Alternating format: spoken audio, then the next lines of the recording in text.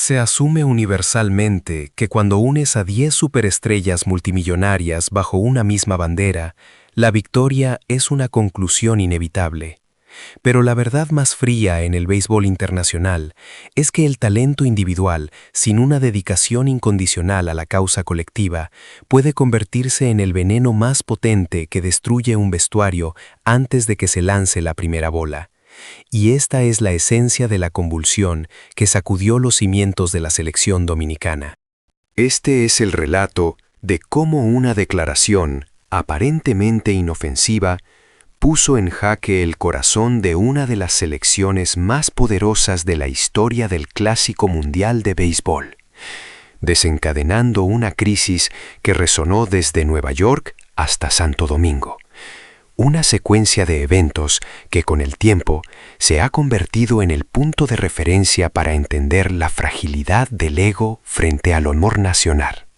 Si necesitas comprender a fondo las dinámicas de poder que rigen este deporte, este análisis es tu punto de partida, cortesía de 301 Reportes del Home Run. Hace apenas 2 días, la estrella de los Mets, inmerso en una entrevista rutinaria, pronunció palabras que superficialmente podrían interpretarse como un simple reconocimiento mutuo entre pares, pero cuyo núcleo revelaba una primacía personal inconsciente que detonaría el conflicto. Al referirse a su compañero de equipo, Vladimir Guerrero Jr., comentó que esperaba que Vladi desempeñara un papel complementario, auxiliando para que él pudiera brillar en todo su esplendor. Este comentario fue el detonante silencioso. En la República Dominicana, donde la representación nacional trasciende el ego y se fusiona con la identidad, el mensaje fue recibido con una incomodidad palpable, que se propagó rápidamente a través de los medios. La crítica no era sobre el indiscutible talento del jugador, era sobre el foco. El centro de su universo verbal era siempre su propia luz, su propia figura estelar, no el equipo, no la causa, no la nación. Y esa incomodidad pronto se transformó en una explosión pública e ineludible, transmitida en vivo para que el mundo la presenciara.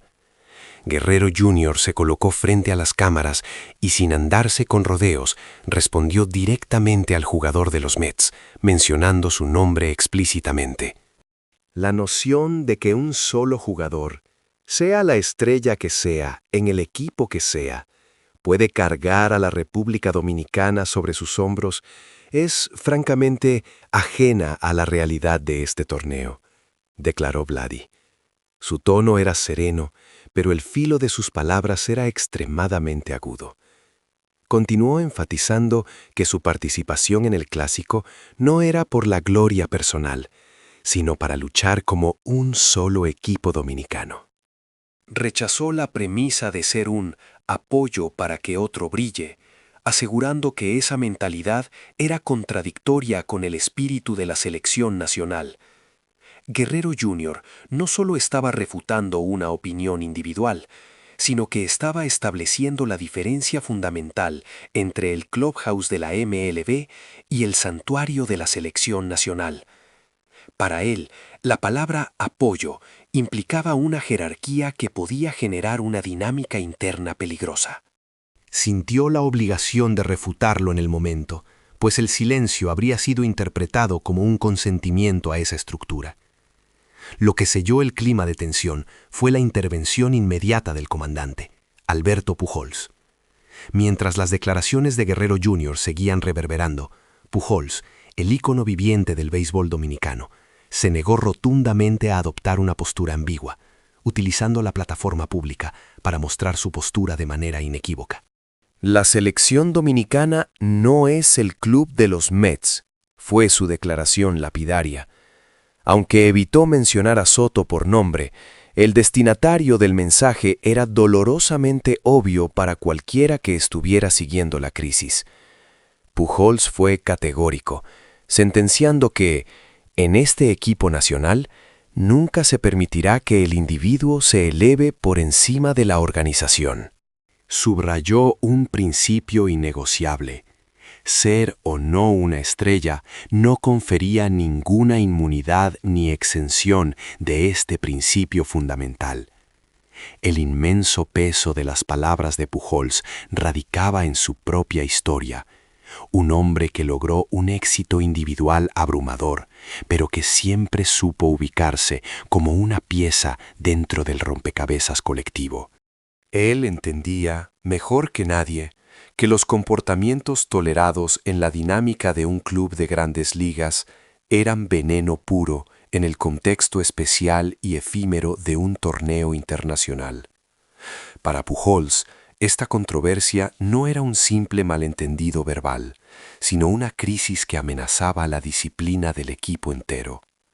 La tensión, ahora densa y cortante, fue trasladada al espacio hermético del clubhouse. Según múltiples fuentes internas, Pujols reunió a la plantilla y con una claridad rotunda hizo un anuncio inconfundible. Soto no sería titular en el primer partido de la selección. Lo vería desde el banco. La razón, se aclaró, no era táctica, sino una advertencia por la actitud mostrada. Esta decisión, si bien castigaba a Soto personalmente, fue en realidad un mensaje contundente para todos. Cualquiera que desafiara los valores del equipo sería tratado de la misma manera, sin importar su estatus. Los jugadores presentes presenciaron el momento exacto en que se trazó la línea de la disciplina. La dirección del equipo quedó ineludiblemente clara. No serían una asamblea de estrellas, sino un conjunto disciplinado, con la voluntad de luchar como una unidad. Pujols no estaba dispuesto a repetir la historia de torneos pasados, donde el talento desbordante se desmoronaba por la falta de cohesión interna. Su respuesta calmada y su decisión inflexible generaron una tensión silenciosa, pero también un mensaje inquebrantable. Esta selección iba en serio. Ante la directriz firme de Pujols, Soto optó por romper su silencio, pero el clima se había vuelto irrespirable. Pese a haber confirmado previamente su compromiso con la selección, el ambiente había cambiado drásticamente. De repente, el jugador apareció ante los medios declarando que su participación en el clásico aún no era segura. Su ambigüedad, cargada de frustración y un descontento evidente, reflejaba la grieta que se había abierto en el seno del equipo.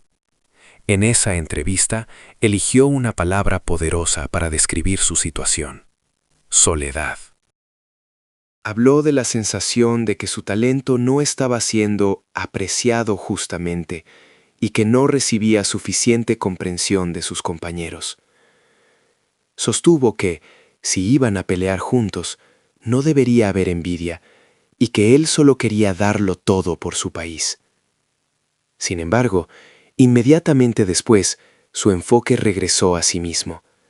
Desvió la conversación hacia sus logros en los New York Mets, destacando su contrato multimillonario, su papel como eje ofensivo y su trascendencia en momentos cruciales. Aunque la veracidad de sus logros era innegable, su forma de expresarlos lo exponía. No hablaba como un miembro igualitario de la selección, sino como un individuo que exigía ser valorado como la pieza central. Este enfoque reavivó la llama de la crítica popular. Para la afición y los analistas dominicanos, la selección no requería una prueba de talento, sino una prueba de compromiso y abnegación total. La soledad que Soto manifestaba, si bien buscaba generar simpatía, revelaba la perspectiva egocéntrica que había generado el rechazo inicial, empujándolo a una posición aún más precaria. El primer compañero en romper el silencio total y confirmar la gravedad del problema fue Fernando Tatis Jr. Apareciendo en un programa deportivo en Estados Unidos, el antiguo compañero de Soto en los Padres no dudó en nombrarlo. Con un gesto de profunda frustración, Tatis Jr. sentenció lo que muchos pensaban: Ese muchacho no ha cambiado nada. No era un ataque emocional, sino una declaración basada en años de experiencia compartida. Tatis Jr. comenzó a relatar el deterioro del ambiente en el clubhouse de San Diego durante su tiempo juntos, asegurando que la causa no fue el rendimiento en el campo, sino las palabras y el tono que Soto utilizaba. Detalló cómo, en momentos de alta presión o cuando el juego estaba en la balanza, Soto enviaba un mensaje, ya sea verbal o sutil: apóyenme. Si no me apoyan, perderemos este partido.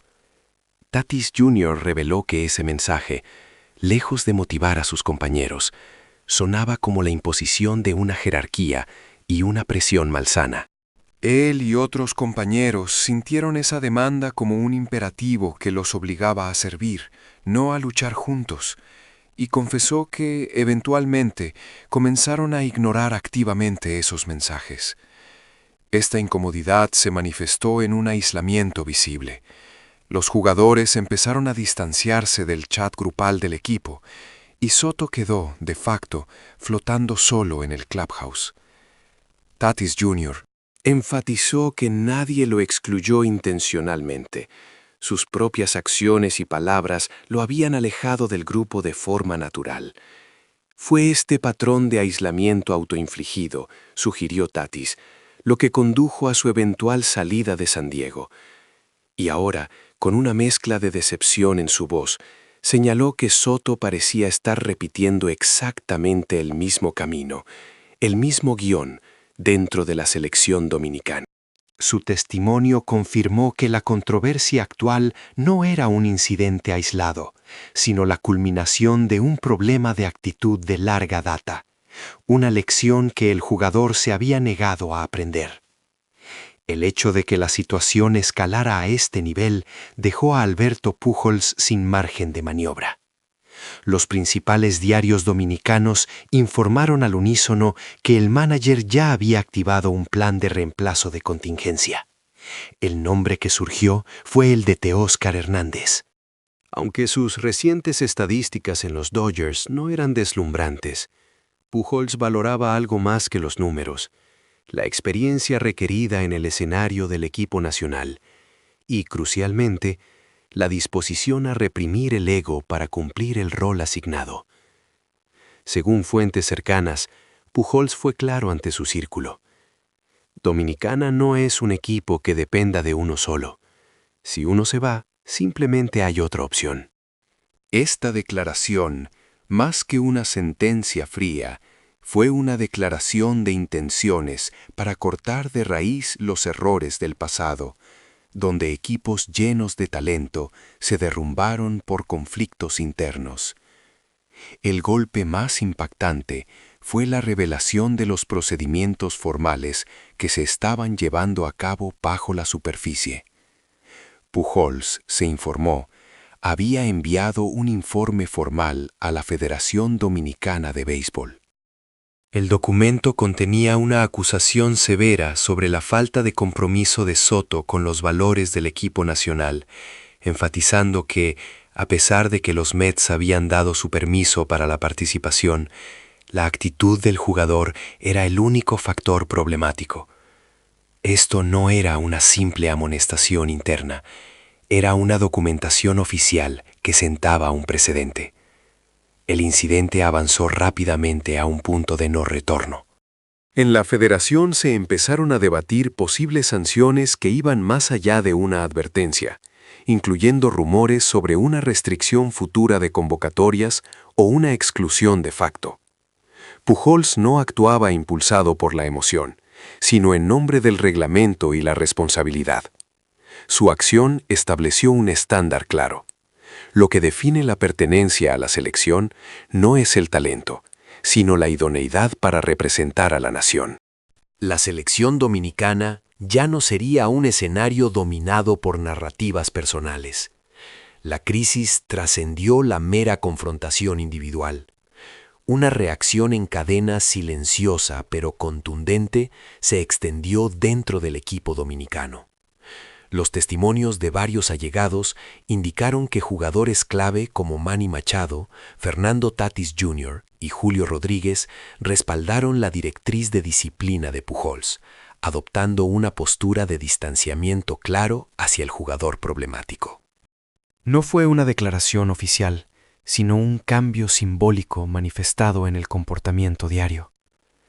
La expresión más fuerte de esta disociación se dio en el espacio digital.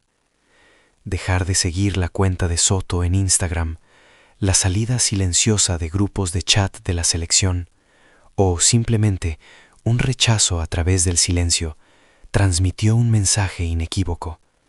Ya no estaba en el mismo círculo de confianza.